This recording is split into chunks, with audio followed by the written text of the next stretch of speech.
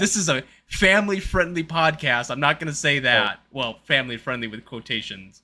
He gets one high in the air. Left field. This one's got a chance. And let's go on a cowhide. Joyride. Sound the horn. The RailCats clear the yard. Hello, RailCats fans, and welcome back to the RailCat Talk podcast. He's Chuck Polarek. I'm Kyle Svetich. And Chuck, I almost set the house on fire. yeah. So, public service announcement. If you are cooking garlic bread that has butter on it, you may want to put the garlic bread on a pan, or you'll have your pregnant wife yelling at you as you're moving a sprinkler outside that you are catching the house on fire. So yeah, there's that. That's kind of how my week went, Chuck. You might have just saved somebody's life. I might have. You're right. I might have. I was thinking to myself. I said, I really don't need to dirty up a pan at this point. Like, I'm just gonna throw it on there. Everything should be fine. Yeah, I was wrong. I'm wrong about a lot of things that I'm starting to realize. Yeah. We are on Just, full baby watch right now. She I went to was the gonna say, doctor last week, and the doctor said, well, he's got no room to grow, and he could pop any minute. So we are on definitely full baby watch. So my I'm time set. of going to the RailCats games by myself, except Thursday because it's a day game and she'll be at work, so I'll probably get away with it, and I'm off on Thursday. So yeah, that's coming to a So, quick end. so you said uh, how many times you make stupid mistakes or you make mistakes. You Mhm. realize you're entering into a whole new category of fatherhood, which is all about making stupid mistakes. Yeah, well, you know, they always say the first one's a test dummy, right? And What? you see how I turned out. Oh, so Railcats baseball. Yes, RailCats baseball, Chuck. Oh, We are I five don't or even. I don't. So we're recording this on Monday. yes. Uh, Yesterday, didn't even want to have a Railcats discussion. Uh, this team is more Oh, bipolar oh, than the what, people at okay, breakfast in the Yankees. hold on. Let's get the people what they want. Not necessarily they probably want to hear your rant, but let's run through just in case if people miss the games. We're gonna talk where they're at. We'll talk because we can't take a Sioux City series and totally bypass what we did to the Kansas City Monarchs No, because see, I don't want to skip that. So well, no, that's what I'm getting at. Is we bipolar. We have we come off playing Kansas City. We take 4 out of 7, yes. 2 out of 3 at home. And reality is, a couple of those other games, we were right there. I So agree. and I this is the team that was first place. I agree, and they were loaded. Like so, just before we get into your rant, let's just hold Oh, on. We'll get you. I'll I, get you ramped up for it, and then you can ah, just let it go. All right. So right now we're looking at a 15-37 team. All right. Again, still sixth place. I think last week we talked. We were like what 6, 7 games out of a playoff spot. Well, I'll make that 10.5 now. Even though we had a good week, everyone else is having a killer week. So that's really the hill is starting to get a little bit steeper and steeper as we transition down and down and down and down. Like I said, we didn't finish the Kansas City series because that was on a Monday, recorded on a Sunday. We ended up splitting with Kansas City in that last game, losing Monday 6-5, and then we took 2 or 3 at home. We won 6-4. Game two, Peyton Long had a complete game shutout, which hadn't happened since 2018, which landed him the pitcher of the week for this week. So he had an I want to park some time on that game because he was in the zone and he looked phenomenal. Like that was what the Railcats needed, and this is what I kind of expected out of starting pitchers to be able to go this distance. And yes, I know he got moved to the inactive list, probably some kind of injury or just overuse, and Lamar just wants to put him on a shelf until his arm gets unsore, whatever the case may be. But you're starting to see that coming. I think Spencer Adams went almost the distance. Anders Diaz went distance. I know we're down a handful of pitchers, but they're gonna have to start relying on these arms. But it's nice to see that you can rely on 3 or 4 arms going into this point of the season, which is something I think we lacked last year. And I know the team right now isn't where it was last year, because last year we had a better record than what we did right now. The team seems different, but we can get into that discussion. But and then in game 3 we lose 6-5. Now, you're speaking upon Kansas City being the number 1 team, on the West. They had probably the best roster starting out the season, and we seemed to compete. And those bounces, I think I have to go back, and while you're ranting or whatever the case may be, the game 1, we were losing after 7, and I think we talked about it last week. We haven't won a game after the 7th inning, and we ended up winning. I think we ended up doing that on Sunday night or Sunday, right? I believe it was Sunday. I think we ended up doing that on Sunday too. So like, those are the things that we need. But again, you can't go and we'll just proximate the Kansas City series. This was something that was different. Seeing the competitive, the level that they were able to compete with, they seemed like a team. The bounces went their way. They were getting the calls they needed, and everyone played the team position that they did to succeed in beating Kansas City in the overall series, taking 4 out of 7, which is something I wouldn't have expected if I'm sitting in this chair right now. Yeah, we up against Kansas City. I felt like somebody forgot to tell them that Kansas City was a first place team. Mm-hmm. Like, not only did we compete, but there were quite a few times where I felt we were dominant. And going to Peyton Long's pitching, Peyton did not look like an American Association pitcher. No. He was out there. He said, as he came in the dugout in the 8th inning, he says, "You ain't yanking me out of this effing game." Nope. And yeah, he went and did it. He is on fire. He's had 2 great starts. Father's Day was a great start. This one was a great start. He's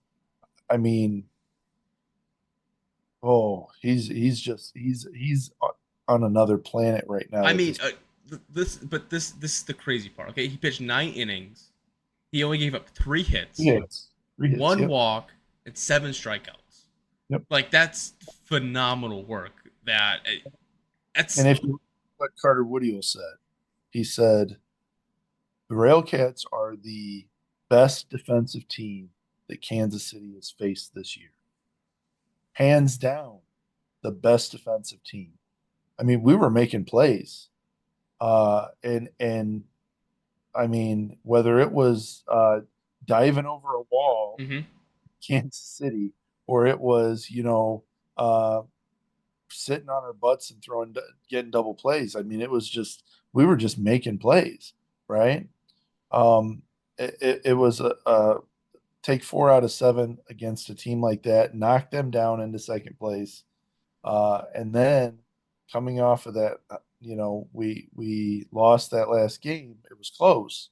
But then we turn around and have to face the new first place team in Sioux City. Which right now they're actually tied for first place after the RailCats beat us. Yes. Yes, looking at Sioux City, you lose game 1 4-0, and this was just one of those games where the offense just didn't have it. And you're going to have the games like that, and it just seemed like the offense just didn't. I don't forget how many 4-0 with Andres Diaz pitching. Yes. You have got to see how nasty his finger looks. He is missing half of a fingernail. And I was surprised. I know that they needed it. I know because they ended up with that the last game against Kansas City. They ended up burning a lot of people in the bullpen, so like they needed him to go 8 innings. But it was just one of those I was like, oh, do you really want to risk throwing him 8 innings? Because I mean, he gave up 4 runs, he gave up 10 hits. he did a phenomenal job. Like, he did his job. He pitched 8 innings. Like, when you take it all together, he did a really hell of a job. But it was one of those instances where it's like, that's the point where you have to look at your offense and be like, well, what are you guys? How many hits did we get in that game? I would have to go. I believe the answer is. Yeah, I think it was 3. I almost burnt down the house today, so. Peyton does a 3-hit shutout complete game. But we had 4 hits. Well, we got 4 hits, and then we turn around and get 4 hitted Yes. Against Sioux City. So, we know what it's like to put the hurt on somebody else, and then we turn around and get the hurt put up back on us. The Sioux City series, first game, no hitting, no getting on base, no nothing. The second game, close game. We had a 1-0 lead all the way up until the 9th. 1-0. We bring in, and this is one of those Spencer Adams pitching a great game. Mm-hmm. Why don't you? The 8th inning, he was dominant. Yeah, I mean, pitches. Why do you take him out? And you already know what you got with him. It's I question that call of yanking him out and not letting him complete the game. Yeah, I mean, because at that point he was on pace of Peyton Long. He was exactly on pace for Peyton Long. He had 8. He finished with 113 pitches. Peyton Long finished, I think, with like 110 pitches. So, well, I'm saying, like, as far as the stat line, because he gave up 1 walk, 3 hits, and 7 strikeouts. Like, at that point, you have to give enough, unless Spencer just went to the dugout and said, Lamar, my arm, I don't know if I can do it. Right. And that is something for him, because he is coming off of an injury and he hasn't played baseball in a handful of years. Like, that's a complete scare on his part, and that part I can understand. But at the end of the day, you still have to execute at the end. And I like Cody Reed as closing, but I think I would have gone with Jacob Coates, who has been the proven closer for you. Yeah, I don't know why you go with Cody Reed there, because Cody has had in big situations, he's blown it. He has had some innings that he's given up, and I think that other teams kind of have that luxury of losing a game. I think that when we're up in that 9th inning, you need to do everything you can to close that out. And I really feel like the team that we have right now, our struggle is if we are ahead by one run or tied, the other team can find a way to score, and we don't necessarily have that ability, is what it feels like. Could be wrong. I mean, if we're down by 1, or if we're tied, or if we're up by 1, when we're down by 1, we might not come back. There's a good chance we won't come back. Hey, those stats show that if we're down after 6 innings, we've come back 1 time or something like that. Yeah, I'll have to or 2 times. Yeah, something crazy. But we're 7-15 in 2-run games, I believe is the stat, something crazy like that. Or 5 and I think it's 5 and 17, 5 and 14. I can't remember. But still, it's you have to be able to put a stop to it. And that game, we should have had game 2. Game 3 was, I really feel as though we're like that really generous person. We're like, here, take the game. And they're like, no, you take the game. And we're like, no, we insist you take the game. And it really came down to, even though it was a close game as far as score-wise, it really came down to who doesn't want to win this the most. Because it really was, let's make a stupid play. No, we can make a stupider play. You take this game. Getting picked off 3 times, JR. Bunting the ball with 2 out or nobody out. Jake Gunther should not be bunting the ball. Bunting the ball to third base when, or putting the bunt, showing the bunt so early that it gives the guy so much time to run down and be able to, basically stand in front of the pitcher and grab the ball and throw it to second base or whatever it is that needs to happen. I mean, we're just doing these kind of bonehead things that I'm sorry. It back when I played baseball, one of the first things you learned how to do was bunt, and it was something that you constantly kept doing, practicing, so that when it was needed, you made it happen.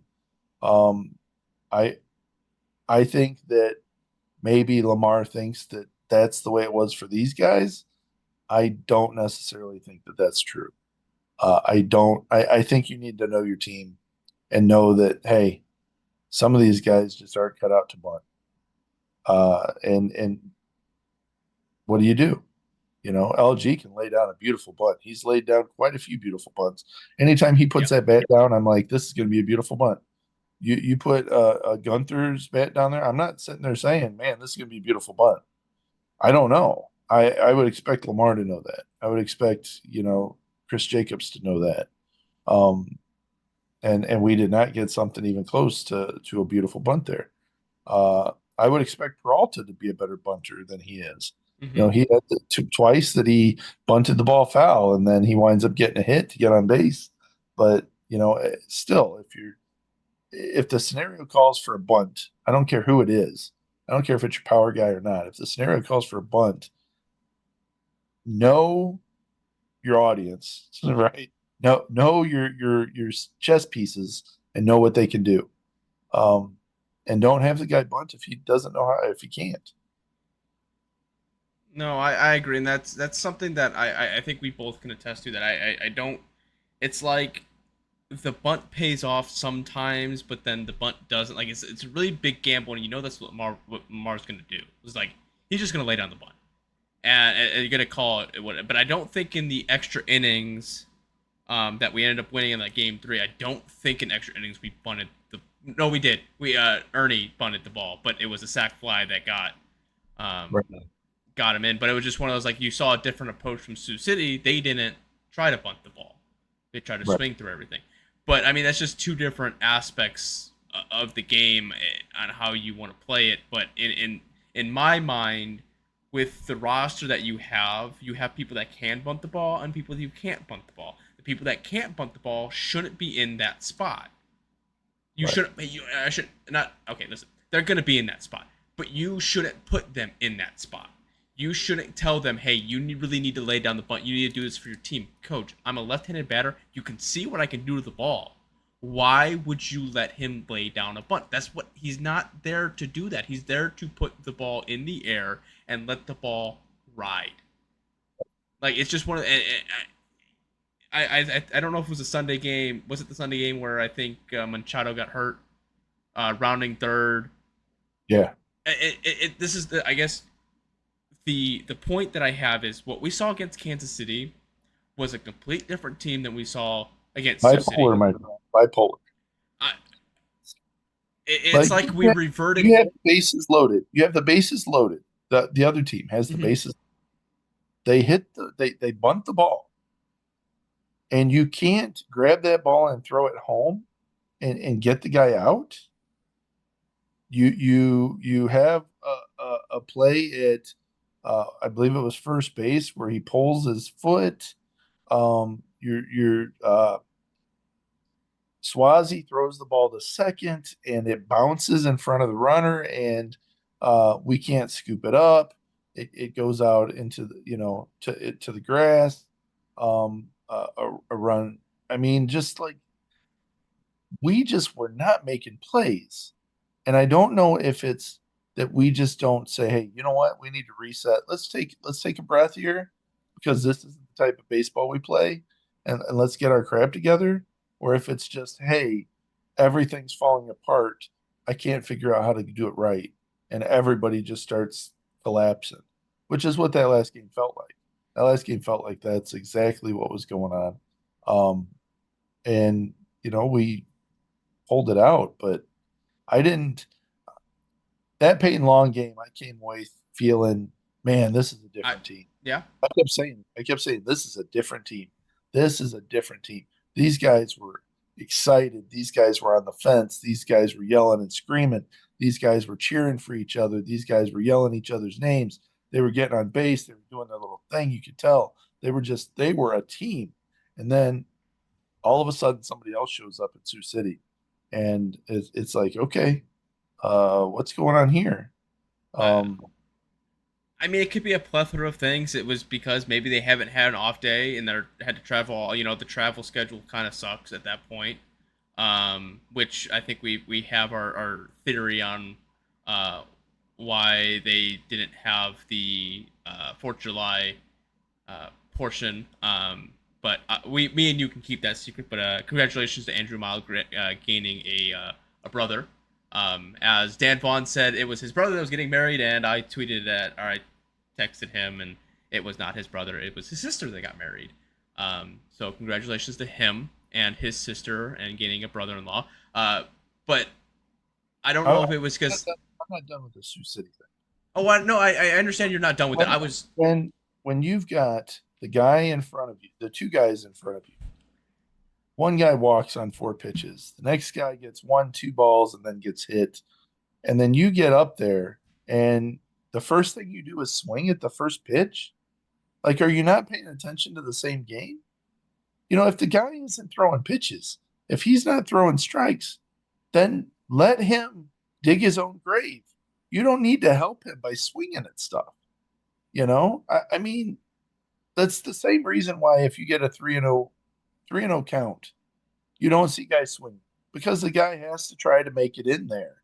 And obviously, if he has a problem, a walk is the same as a single. So why are you in such a hurry to swing the bat at a first pitch when the guy hasn't thrown a strike in 7-8 pitches? That just, to me, it seems like, and I could be wrong, seems a little selfish to me, because it seems like somebody says, I want to make something happen here, instead of let me look at the cards that I'm dealt and have been being dealt, and let me be a player, a part of this team. It's because ladies like the long bomb.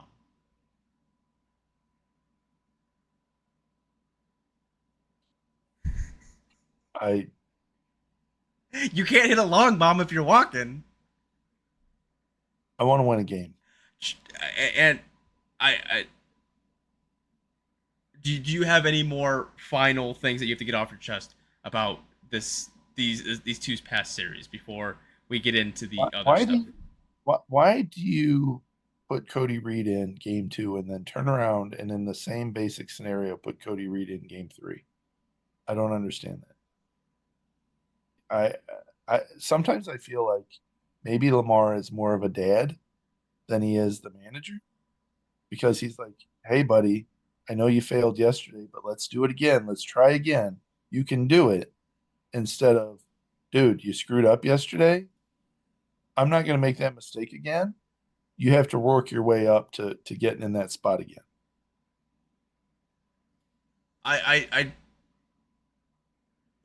want you to guess on what relief pitcher has the most saves on this team.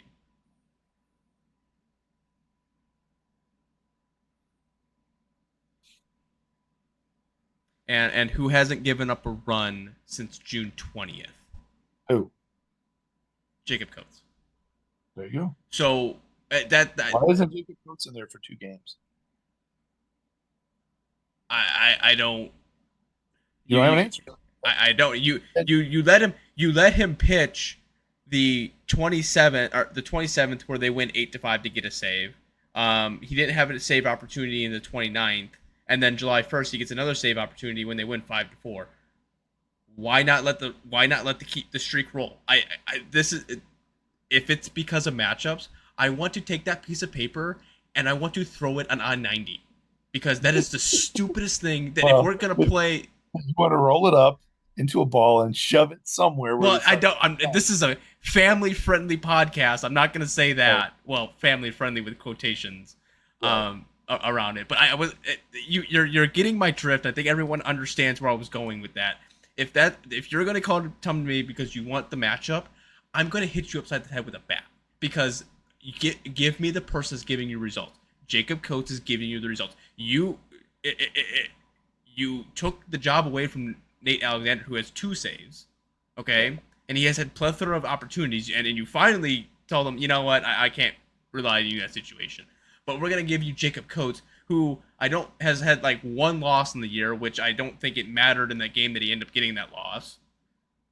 And you're just not gonna let him have a save opportunity, Right. because he's proven it to Two, you. 2 save opportunities in the past 2 games that were there, or actually a save and a win, right? I mean, it was essentially a save and a win. So yeah, that Olivero's back is hurting him. So he was supposed to start and he was a scratch. Chris Irwin's shoulder's hurting him. So he's been kind of day to day. And I think that I don't think there's anything wrong with Peyton.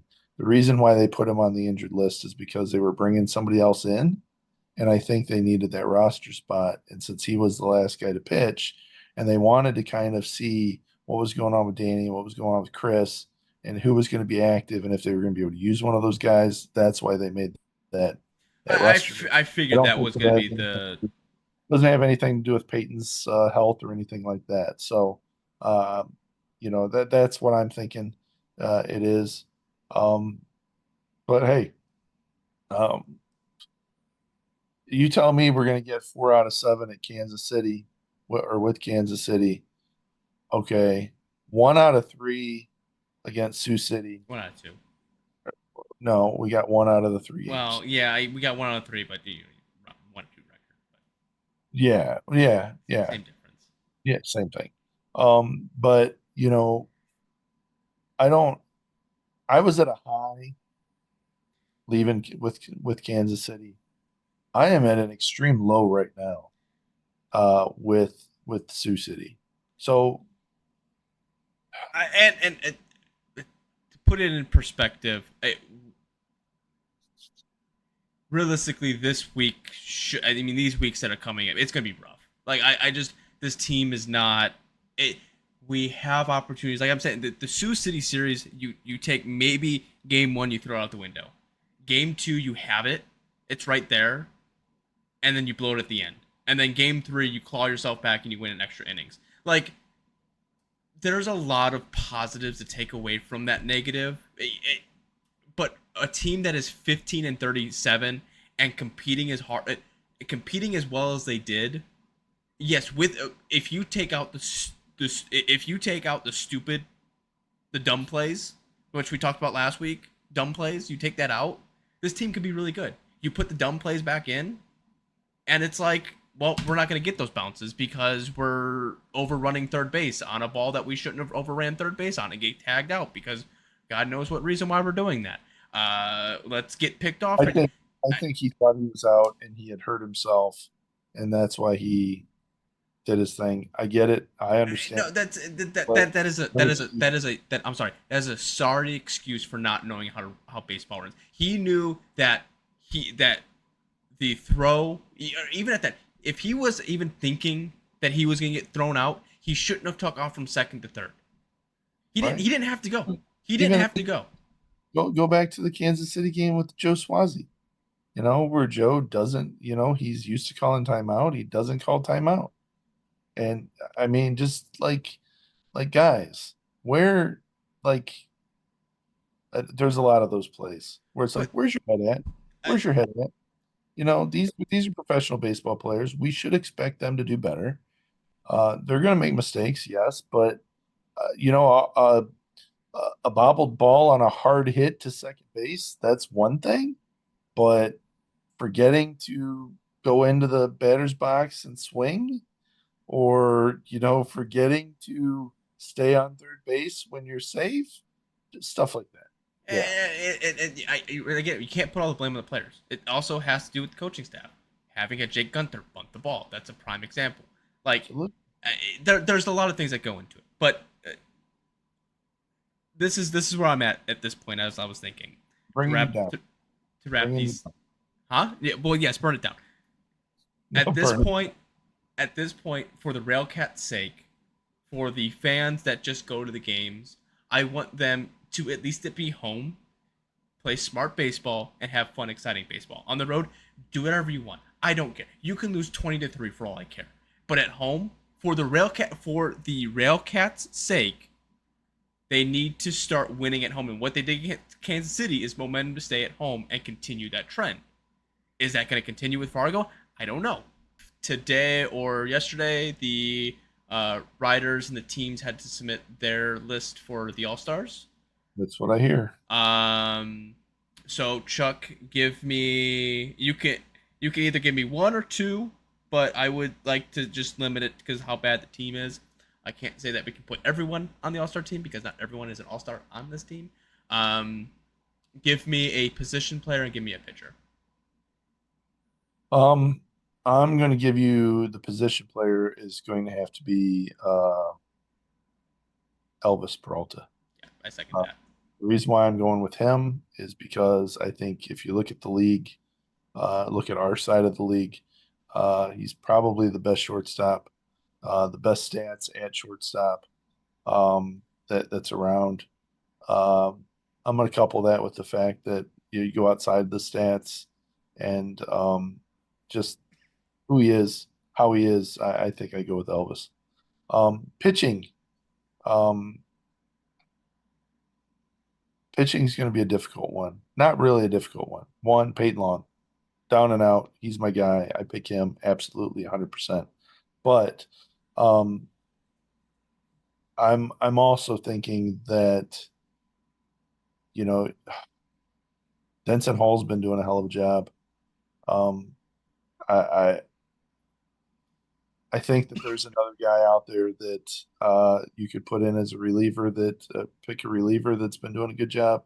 It might be him. Yeah, I think those are my picks.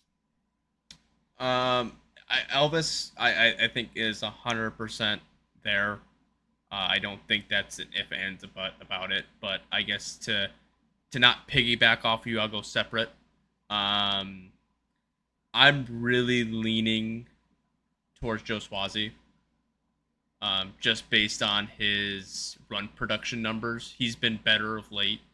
He's second in batting average. He has the most RBIs. There's a reason why I don't pick Joe. I don't pick Joe Swazi because Cleburne's first baseman. Chuck, this has nothing to do with the other people around the league. This is just because you have to at least send one person.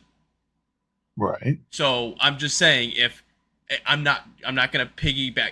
If you're gonna tell me, how fun would it be if we had a podcast where you're like, "Hey Chuck, who do you got for the All-Star?" And he's like, "Oh, I got Elvis." Okay, I got Elvis too. Yeah, that's really cool. And then I not have a discussion about it. That sounds like a great podcast, to be honest with you. Is it me all the time? That sounds fabulous. Yeah, we understand that. Create your own podcast. How about that? I would probably have to go with the Joe Swazi. Just like I said, just based on I think he plays a really good first base. I think he plays the game well. Yes, does he have some mental lapses here and there? I think everyone does on this team, but you can't take away what he's been able to do as far as run production. Absolutely. Joe Swazi would definitely be, if I was looking at the, I'm sorry, I have to look at what other first basemen are doing. I got Teeter. I've got the guy with Cleburne. First base is a tough position to be able to say you've got the All-Star. But if you were looking at on this team, who's the guy that's been the guy to show up? He could fill the DH spot. You could be a DH. You could fill that spot. You don't have to be the first baseman. I mean, well, we both know that's not how it's going to work. Well, I understand it's not going to work. But yeah, I would say if I was giving out an award on this team of, hey, who's a guy that has definitely been there and shown up every game, I'm going with Joe Swazi. I go with you on that one. And then for my pitcher, I'm going Jonathan Martinez. Out of all the relievers, besides Evans, who has, I'm surprised. I didn't think he's going to be posting 1.88 ERA. So, liking that guy. Jonathan Martinez, though, he has a 262 ERA. He started in 5 games. He's pitched 34.1. Like he's pitched a lot of innings. He strikes people out. He gives up some walks, but I think he's just been a workhorse for the RailCats. I mean, he's been one of the guys that they had to rely on early in the season. He can make spot starts. He's been dominant. Yeah. Does he have a shelf life when he's pitching in a game? Yeah. He can't really go more than 3 innings. Right. But he's not designed that way. He's going to be more of a relief pitcher, and I think if you're going to take one guy out of this team where if you're looking at all of his numbers and what he's been able to do as far as innings pitched and the roles that he's been put into, he would be my guy. If you were going to tell me, looking for, say, a rookie of the year pitcher, I would say Jonathan Martinez is probably the guy. I don't. Yeah, I'd say all-star worthy. I would say vote in worthy. That's the other thing is that, who you gonna, they always have the vote in. We got screwed last year. Because we didn't, from the time they announced it till the time they picked the person, we didn't have any home games. Yeah.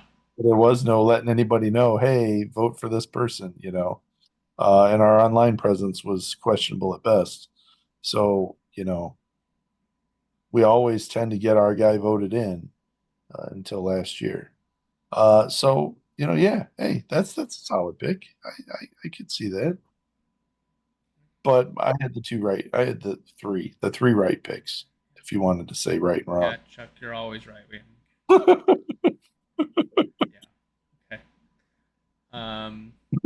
Yeah. So, looking forward, we play Fargo tomorrow, Wednesday, Thursday, and then we have the best team in the East, surprisingly, which took me kind of by a jar when I go back and I look back. It's like Country, who's been an absolute terror. And guess what, Chuck? Guess how many times we play them in a row? 7. 7. So this 10.5 games back from 4th could get a lot steeper if we don't turn things around really quick. And like I said, listen, if they want to go to Lake Country and they want to drop a goose egg in those 4 games, let them go to Lake Country and drop a goose egg in those 4 games. But these next 6 games at home, it better be lights out, killer. I don't think that we could just turn it on and off. Well, Chuck, I understand that. I get what you're saying. Well, I don't know. Maybe we can. Right. Maybe we can. Kyle, you are right. Gosh. See, you are right. Shut up. Stop lying to yourself. We just picked up a rookie guy, pitcher. I know he went with the team. I didn't see him out there at all. Really didn't need anybody for relief pitching up until that last game, really. But we'll see how this new guy looks. I did see that he some numbers I looked at were kind of like, why this guy? But then I saw some other numbers, which was a little bit deeper, and I was like, oh, wait a second, this might be something. So we'll see how that guy turns out. Can't remember his name. Stallworth or I can't remember. Yeah, that's the only addition that we've had. Yes. Yeah, I'm looking at it right now. Michael Stelmach. There you go. Right-handed pitcher. I didn't do any research because I'm slack in this department anymore. Yeah, he looked at some of the, like, if I looked at the latest numbers, I was like, why did this guy kind of hop in here? But then I dug a little deeper. I'm like, oh wow, okay, I could see some potential here. So be interesting to see what happens with that guy. Really going to be interested to see what our pitching rotation is going to look like, because, to be honest with you, we've got 3 solid guys that could be a 1-2 on any other team right now, right? And then we've got nothing else with these 2 guys hurt. So something has to, like, you can only ride the Jonathan Martinez 3 innings and then other guys so many times, and then you still need that 5th starter. So, like, I would be a little worried right now when it comes to that, especially knowing that all the other teams are struggling for pitching right now. But hey, let's see what happens. I haven't seen any trades. That was really disappointing to me. We're almost at we're at the halfway part. We haven't seen any trades. Yeah, nothing too blockbuster. So you got a final out for this week? I gave up. That's fair. All right. Well, yeah. Thanks for staying on this long. It's been the RailCats Talk podcast. He's Chuck. No. Where's your final out at? Come on. My final out. Yeah. Oh, my final out. Those pierogies were absolutely fire. They were. Oh, those were fire pierogies. The only complaint I had was I wish that the barbecue sauce wasn't as sweet as it was. Okay. But other than that, it was garnished perfectly. Yeah. It looked amazing. I agree. I best pierogi, best $10 of my life, and they didn't short you on the pierogies either. Like it was a nice solid. Like here's your pierogies, and here's your brisket. Pulled pork. There you go. Yeah, that was fantastic. It was nice seeing the crowd on the 3rd of July. Yeah, it was. That was really nice. The crowd was into it. A lot of Let's Go RailCats, which was fantastic to hear because when those seats are empty, it's kind of sad sometimes. But yeah, that was great. So hopefully we see some more crowds like this. From what I heard, if you don't have your tickets already for August 1st, 2nd, and 3rd, there's a good chance that those games might sell out. So grab your tickets as soon as possible. We've got great opportunity to have some people or to have big crowds, have people show up, good opportunity for some good games. And I guess I'd say, like you were saying, we better show up on our home games. I'm going to say that the one thing I can tell you can count on when you come to a RailCats game is this year, it's going to be a close game. I agree. There's going to be potential. If we're down, there's a potential we might come back. And if we're up, there is potential that we might make it a close game. Yes. Well, for the second time, he's Chuck Polarek. I'm Kyle Svetich. There we go. Podcast. I hope you enjoy the rest of your day, rest of your evening, whenever you're watching this. Okay. The 0-2. Swing and a miss, strike 3. Wrap this one up in green